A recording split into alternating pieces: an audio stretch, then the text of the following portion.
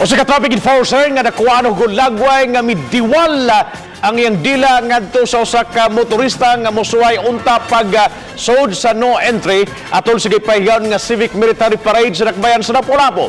Naglaraw nga pasaka og kaso. Si Luan Mirondina adunay live exclusive report. May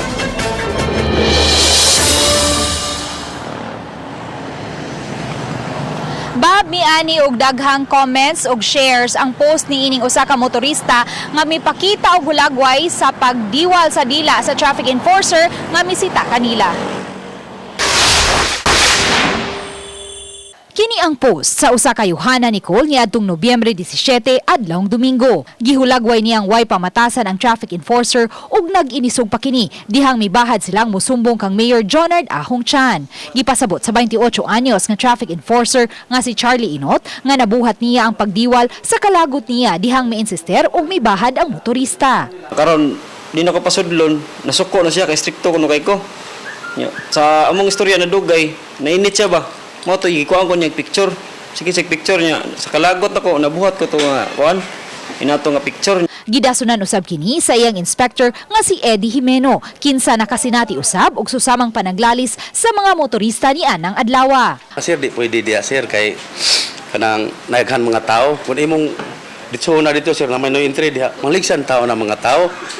Moto nga nituyok sa galit gikudak-kudakan ko niya kay iya kuno ko i-Facebook o gisumbong kuno ko sa mayor.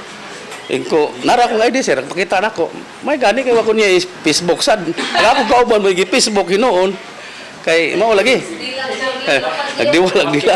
Matud ni Inot, naglaraw siyang musangat og reklamo batok sa motorista nga nag-upload sa iyang hulagway. Magpalabang ko sa karsada, inig-stop na ko niya manglabang to mga trabante sa MIPSA. Mawono kay daghan man sige istorya nga sir ikaw mo tong na-viral ka. Mao tong palabang mo to pag-decide ko nga uli din ko din nanghid ko sa kong kuan relibo aka nang partner ako dito. Uli sa ko kay konsultaon sa ko tan-aw sa ko picture ba nga unsay gibong buhat ning istorya. Ang hitabo, iyan ang napablatter ug nasubay na usab niya ang tinuod nga identity sa nag-upload sa iyang hulagway. Samtang naglaraw ang mayor nga ipaubos sa seminar ang mga traffic enforcers ilabi na sa saktong approach ngadto sa mga motorista. For a proper approach ngadto sa mga those who are ma-apprehend nila na kanang minaayo no tinarong gyud na paagi dili ingon ana no wana lagi sa ato nagingon na they must be respectful.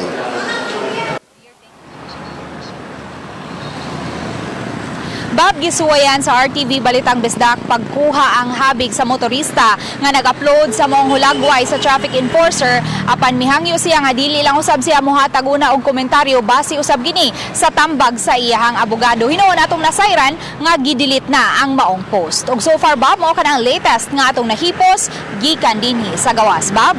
o sa may kiha to may illegal display of tank. May Come again Bab? o sa kiha to illegal display of tank. Ah? Illegal display of dila sa dila.